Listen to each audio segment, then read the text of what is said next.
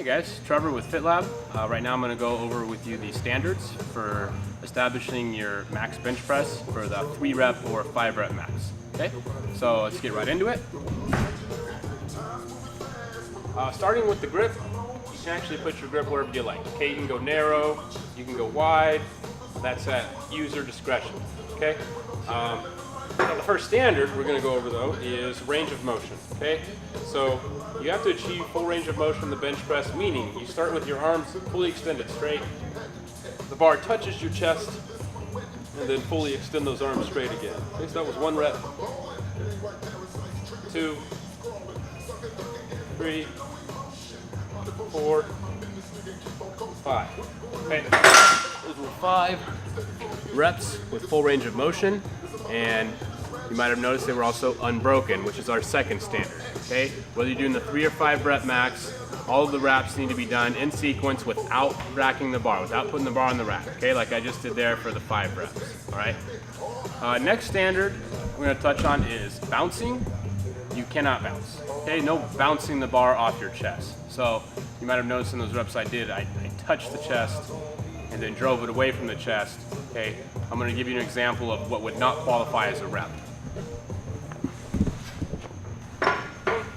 Some people, when they're doing their bench press and they get a little tired, they'll come down and try to bounce it off their rib cage. Not only is it not good for you, you can hurt yourself, it's also not a measure of your strength. It's really just a measure of how bouncy you are, right? We're not trying to figure that out, okay?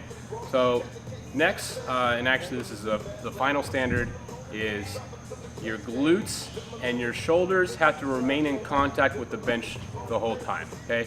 So if you come to the side, I'll show you what I really mean by that. Okay, right now, glutes are in contact, shoulders are in contact. Right now, my glutes and my shoulders are in contact. My back is arched, okay? But I still got my glutes and shoulders in contact.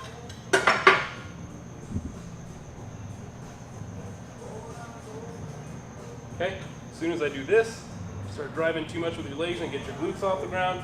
Any reps without your glutes on the bench would not qualify. Glutes, your butt has to stay in contact as well as your shoulders. Okay? So that means, yes, it is okay to arch your back, all right? The scope of this video does not entail a detailed analysis of why that's okay. If you have any qualms with it, go to a powerlifting meet where bench pressers who have spent their whole life developing that skill, practice and compete and win competitions with an arch back. You can go argue with them about why it is or isn't okay, and you'll probably learn something, all right, about how good it actually is. But for the purposes of establishing a 3 or 5 rep max here at FitLab, totally okay to arch your back. Just make sure your glutes and your shoulders are staying in contact with the bench, okay? Aside from that, as always, when you're establishing a max, you want to start light, move slowly, and in small increments, okay? Take your time moving up to higher and higher weights, and don't jump too fast, 5, 10 pounds at a time. Maybe if you're real light, you're just getting started, you move up 20 or 30 pounds, but as soon as it starts getting moderately heavy, you're moving in small increments, all right? Otherwise, go get them.